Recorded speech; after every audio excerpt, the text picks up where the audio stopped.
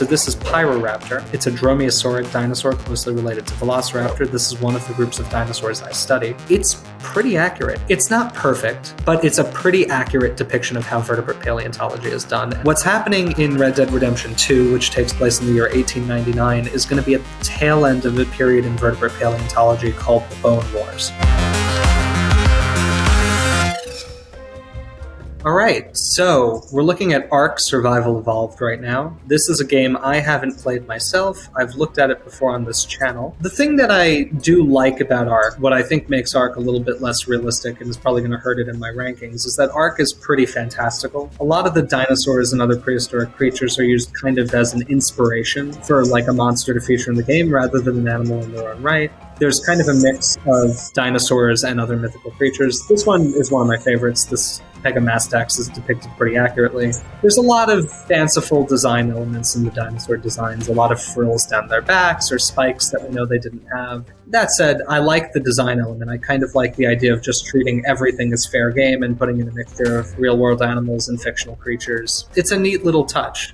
This seems like a fun game. I think I probably would have enjoyed it when I was a little bit younger and really loved all this stuff. Not only dinosaurs, but mythological creatures and all that sort of thing. Yeah, again, Megalodon here depicted as a great white shark, even though we know it was probably not really like that in life now. Again, everything here is pretty fantastical. This is a literal dragon, or I'm sure it has some other name in the game, but that's a dragon. Nothing like this ever existed. I do like the inclusion of giant fish like reed zichthys, which is a real fish, and that's, as far as I know, a pretty good depiction of it. Got giant crocodiles here, giant Sarcosuchus, which is a real kind of giant crocodile that existed. Honestly, a pretty good depiction. And so, this is kind of a sci-fi fantasy game. It's got a sci-fi fantasy design aesthetic. It's not super realistic, but it does include a pretty nice range of different animals, like these dodos here, which are dinosaurs. Non-avian dinosaurs, they're avian dinosaurs, birds. It's nice to see them here too. I don't know, overall, my opinion on Ark is, it's not really my thing, but I do kind of like the idea of using dinosaurs and other fantasy or mythological creatures as the setting or the set dressing for a sci-fi fantasy role-playing game. And I think it's something pretty unique that a lot of people definitely like. That said, these animals would have weighed about 8 tons, and there's no way a human being was dragging one of them around the landscape. That's just not going to fly. What's unrealistic about this is that the dodo is able to avoid being killed by a human for a little while. Ark Survival Evolved is not really trying to be accurate, and I feel bad punishing it for that, but at the same time, it is absolutely nowhere near an accurate portrayal of dinosaurs. It's a fantasy thing. It's a sci-fi fantasy game. That's okay, but in terms of accuracy, I have to rank it as a C-tier game. So Jurassic World Evolution 2 is part of the new Jurassic World franchise, so it's going to be tied in with the Jurassic Park universe, and that kind of affects its accuracy in my eyes. The recent Jurassic Park movies have not made any effort, in most cases, to adhere to recent scientific information. One exception is actually shown here with the feathers on this individual dinosaur and a couple of other dinosaurs in the game. Now, this is Therizinosaurus. It's a member of a group of dinosaurs that were fairly closely related to birds. We're almost certain that they would have been feathered. Seeing feathers is a nice touch in this game. It bumps up its accuracy a little bit for me. And that said, the designs in this game are really variable. Some of the designs are really close to what we know that the animals look like. Some of them are pretty far off, especially when they're tracking the movie designs. Like here we have a mammal relative, a synapsid called Dimetrodon. This isn't a dinosaur at all. And it was covered in these bony armor plates that we know that the real animal. This is Quetzalcoatlus. This is a pterosaur. And we know that pterosaurs were really covered in a dense network of fur-like primitive feathers. Sometimes they're called pycnofibers, sometimes they're actually called feathers. I don't really care what you call them as much. I care that they're present on this animal in the game. So this again improves its accuracy. Jurassic World Evolution 2, it's a really, really weird mixed bag of some designs that are beautiful, some that have accurate details like these feathers, right? So this is Pyroraptor. It's a dromaeosauric dinosaur closely related to Velociraptor. This is one of the groups of dinosaurs I study. And we have full feathering, which we know the members of that group would have had, with a body model and head shape that's completely unknown from any members of the group. And so again, it's a mixture. It's accurate that it has feathers, but the animal under the feathers is essentially just a Hollywood creation. Again, this isn't the game's fault, it's copying the design in the movie, but it does tear down its accuracy a little. The Giganotosaurus is an interesting dinosaur to include here, but the Giganotosaurus design is again pretty inaccurate, taking a lot of design cues from things that aren't dinosaurs or closely related to. It's got crocodile-like armor plates all over its body. Most dinosaurs didn't really have these, especially meat-eating dinosaurs. They probably would have been feathered partially, and if they weren't feathered, they would have just been covered by a network of very small scales. This dinosaur is adorable. This is Minmi, or Minmai. The design is great. The turtle-like face armor is, again, not something you'd actually expect in a dinosaur, but it's pretty clear what the design influence was, and it's really cute. Look at the way he bites his tail. That's great. Beautiful, beautiful little guy. One thing that I do like about Jurassic World Evolution 2 is that they added the ability to have a lot of vegetation from the age of dinosaurs. That's more correct. Jurassic World Evolution 2, as I said, is kind of a mixed bag, where some of the dinosaur designs are among the best I've ever seen in a video game or movie or TV show, and some of them are really, really inaccurate. And so I think to give it an aggregate rating, I just have to call it B tier. It's pretty good. It's better than average, but it's not the best.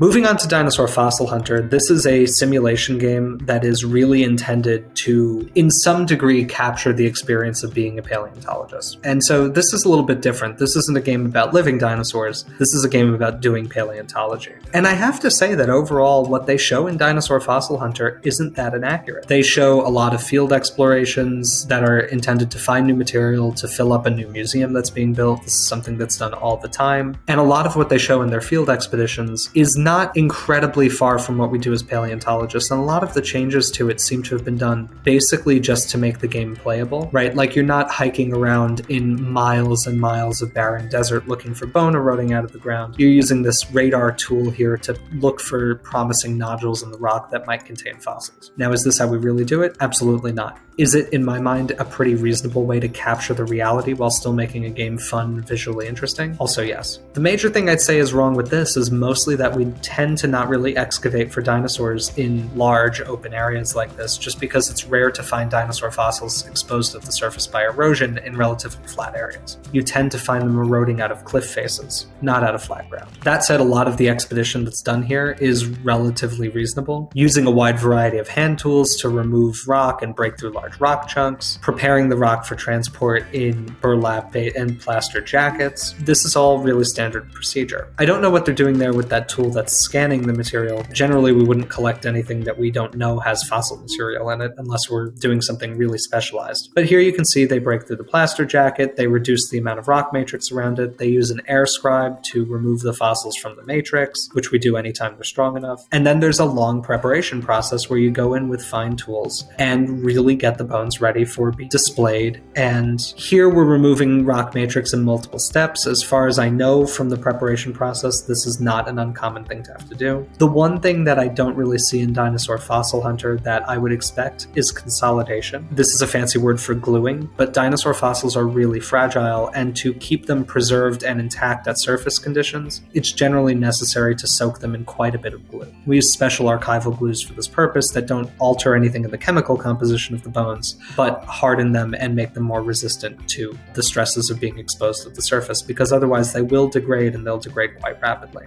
Now, Dinosaur Fossil Hunter is in a weird position because it's one of the only games I've ever seen that's not about dinosaurs, but about the process of discovering dinosaurs and exhibiting them, which is a really weird premise for a game. I think they seem to pull it off very well. That said, it's pretty accurate. It's not perfect, but it's a pretty accurate depiction of how vertebrate paleontology is done, and so I'm going to call this an A-tier game.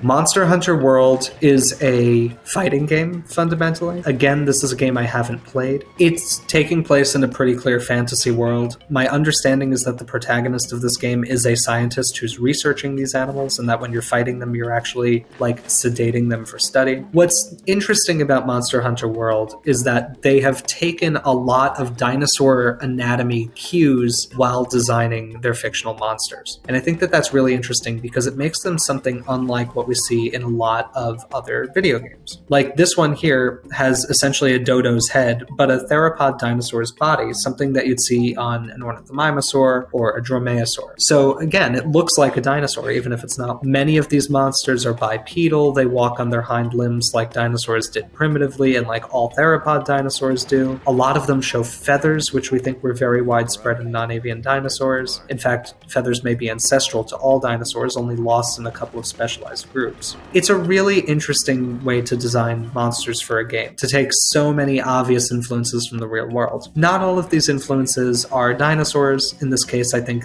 the monster on screen that's spitting a lot is more informed by designs of like lizards and amphibians. Here we see some pretty clear design elements taken from things like T-Rex and Allosaurus, these very large theropod predators. But of course, it's a fantasy thing, and it's also covered in armor that makes it look like a large boulder, but it walks kind of like a dinosaur. It's got a general dinosaur-like body shape. It's clear what their influences were. I don't know if I'd say that Monster Hunter World is accurate in any sense. Certainly none of these things are things that were ever alive, but I do like the spirit behind the game. I like the idea that we're taking dinosaurs as we understand them now scientifically and using our knowledge of the past to inform and inspire a design of an entirely fictional world and the animals that live in it. I think that's a really interesting thing. And so I like the approach Monster Hunter took there, even if it's not accurate. That said, this is some completely fictional fish monster that definitely never existed. Monster Hunter World is in a really weird spot. In terms of accuracy, it's not trying to depict real dinosaurs at all, so I feel bad giving it a low ranking, and so I have to give this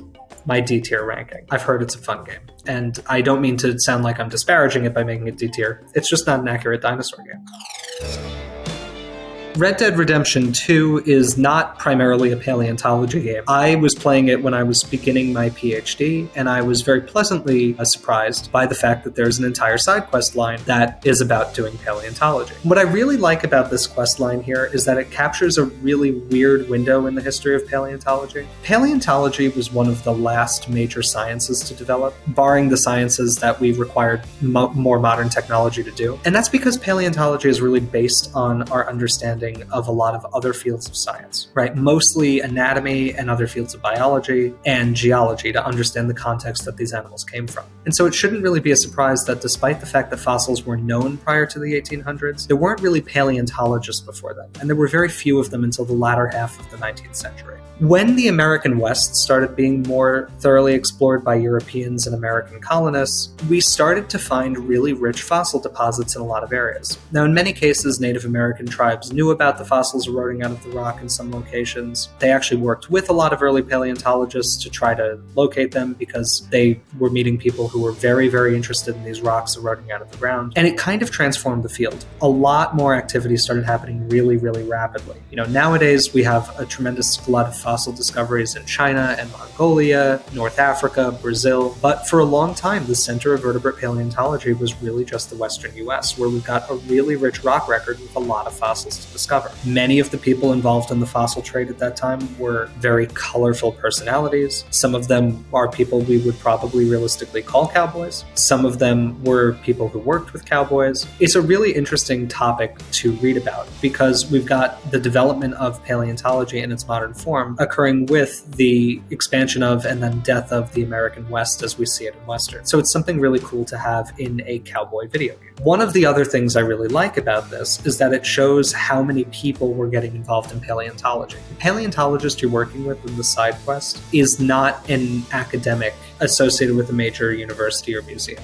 She's essentially a crackpot, and we're going to see why later. She is looking for fossil material to prove her pet hypotheses. And there were quite a few people like this out in the West at the time. The big difference between her and real charlatans who were looking for fossils is that her motive really doesn't seem to be profit. She seems to want the fame for discovering an animal that she knows is lying out there awaiting discovery. In real life, many of these people were just trying to make a quick buck. What's happening in Red Dead Redemption 2, which takes place in the year 1899, is going to be at the tail end of a period in vertebrate paleontology called the Bone Wars, which were fought by two rival paleontologists based in the Northeast who had started as friends and became bitter rivals who were desperate to outdo each other. There's a lot of interesting stuff to talk about when we talk about the Bone Wars. It's really where the genesis of modern American laws regulating fossil discoveries were made. It's closely tied in with the story of American imperialism because one of the paleontologists involved in the Bone Wars had a very productive working relationship with many Native American tribes and actually lobbied for their better treatment by the US government. This is something he was later punished for when the US government seized a lot of his fossils because of back taxes he owed. So here we see the end result of Arthur Morgan's efforts in paleontology.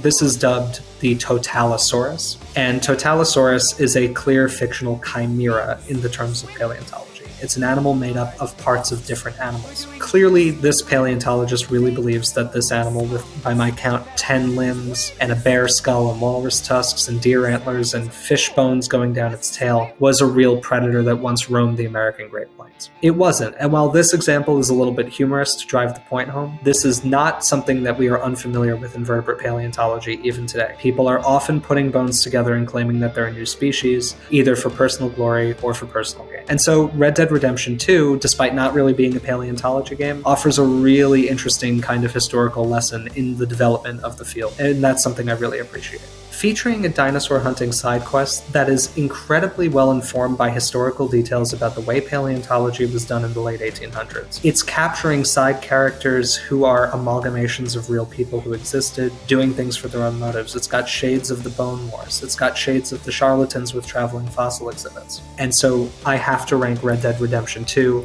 as an S-tier paleontology game. If you disagree with me, if you think I'm full of crap, let me know in the comments. I will be checking them and reading them just like I have on every video. So let us know if you would rank these games any differently, what other games you might put in, and what ranks you might put them at. If you have a different criterion you think I should have used, we want to know that as well. So let us know in the comments down below. Alright guys, that's it for this week. Thank you so much for watching Experts Ranked and watching yet another video with me in it. If you want to see more of me specifically, you can find me on Twitter or Instagram at JGN_paleo. Thank you so much for tuning in, and we'll see you next time.